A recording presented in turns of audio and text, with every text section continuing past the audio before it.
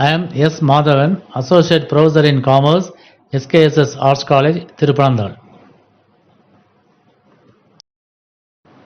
Today we are going to see the residential status of the assessee under Income Tax Act 1961. The tax incident of an assessee depends on his residential status. For instance, whether an income accrued to an individual outside India is taxable in India depends upon the residential status of the individual in India. Similarly, whether an income earned by a foreign national in India or outside India is taxable in India depends on the residential status of the individual rather than on his citizenship. Therefore, the determination of the residential status of a person is very significant in order to find out his tax liability. Following are the persons under Income Tax Act who are liable to pay tax to the government: an individual, a Hindu undivided family, a firm, an association of persons, a local authority, a joint stock company, and any other person.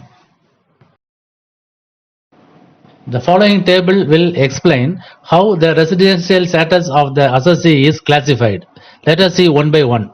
For individual and HUF is classified into resident and non-resident. The resident is further classified into two. First one is called resident, ordinary resident. Second one is called resident but not ordinary resident. Then any other person, for any other person means other than individual and HUF. It is further classified into two. First one is called resident, another one is called non-resident. Important considerations: residential status for each previous year. Residential status of an assessee is to be determined in respect of each previous year, as it may vary from previous year to previous year. Different residential status for different assessment years. An assessee may enjoy different residential status for different assessment years. Resident in India and abroad.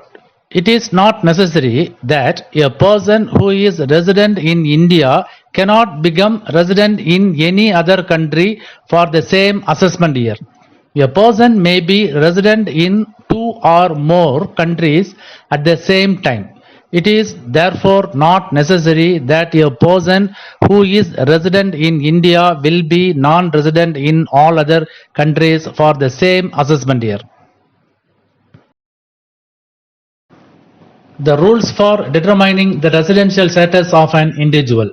As per Section 6, Subsection 1 of Income Tax Act explain the rules. If an individual is to be qualified as a resident of India, he has to fulfill at least one of the following two conditions. Condition number 1. He is in India in the previous year for a period of 182 days or more. Second condition, he is in India for a period of 60 days or more during the previous year and 365 days or more during 4 years immediately preceding the previous year. These are called basic conditions. Exceptions. In the following cases, an individual needs to be present in India for a period of 182 days or more in order to become resident in India. 1. An Indian citizen who leaves India during the previous year for the purpose of taking employment outside India. 2. An Indian citizen leaving India during the previous year as a member of the crew of an Indian ship. 3. An Indian citizen or a person of Indian origin who comes on visit to India during the previous year. A person is said to be of Indian origin if either he or any of his parent or any of his grandparent was born in undivided India. Determining if a resident is an ordinary resident. Section 6, Subsection 6. This section applies to individuals. If an individual is to qualify as an ordinary resident of India, he has to fulfill both the following two conditions in addition to fulfill the criteria as provided in section 6 subsection 1. Additional condition 1. He has been resident in India in at least 2 out of 10 previous year immediately preceding the relevant previous year. 2. He has been in India for a period of 730 days or more during 7 years immediately preceding the relevant previous year. Individual satisfy the condition of section 6 subsection 1 but not section 6 subsection 6 will be classified as resident, not ordinary resident. If an individual does not satisfy any of the conditions of section 6 subsection 1 will treated as non-resident. It will be worthwhile to note the following proportions. 1. It is not essential that the stay should be at the same place. It is equally not necessary that the stay should be continuous.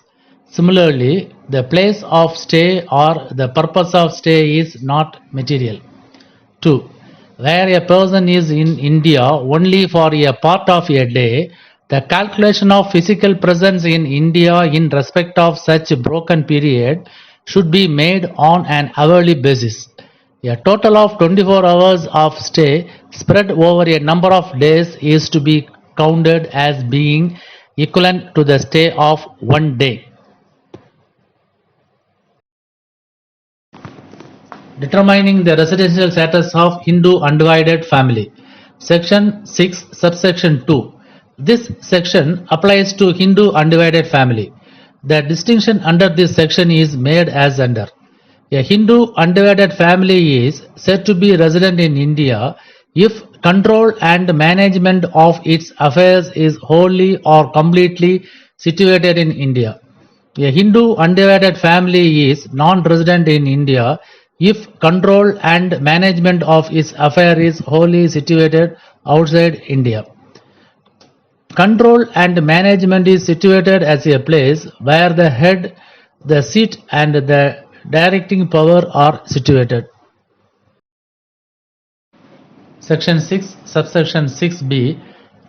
A resident Hindu undivided family is an ordinarily resident in India if the Karta or manager of the family business satisfy the following two additional conditions.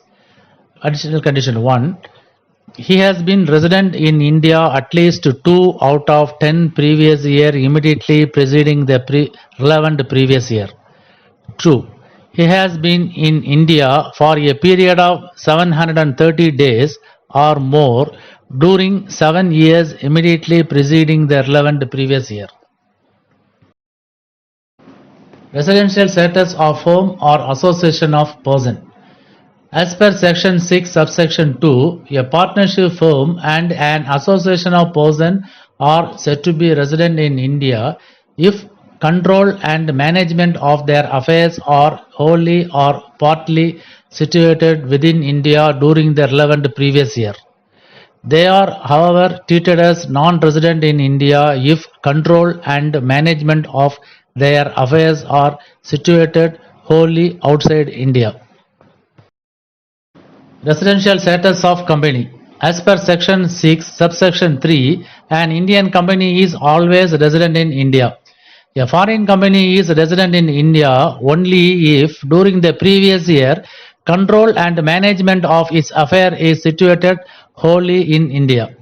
However, a foreign company is treated as non-resident if during the previous year control and management of its affair is either wholly or partly situated out of India. Residential status of any other person. As per section 6 subsection 4, every other person is resident in India if control and management of his affair is wholly or partly situated within India during the relevant previous year. On the other hand, every other person is non-resident in India if control and management of his affair is wholly situated outside India. For other persons, For Indian income, it shall be taxable, whether the person is resident or not resident, does not matter.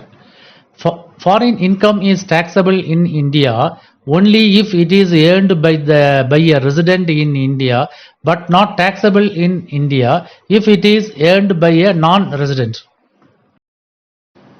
Let us see incident of tax. Income received for deemed to be received in India, whether earned in India or elsewhere. For ordinary resident, taxable. Non-ordinary resident, taxable. Non-resident, taxable.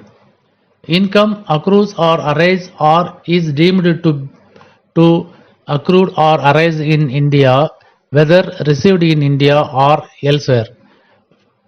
Taxable, taxable, taxable. Income which accrues or arise outside India and receives outside India from a business controlled from India. Taxable, taxable, not taxable.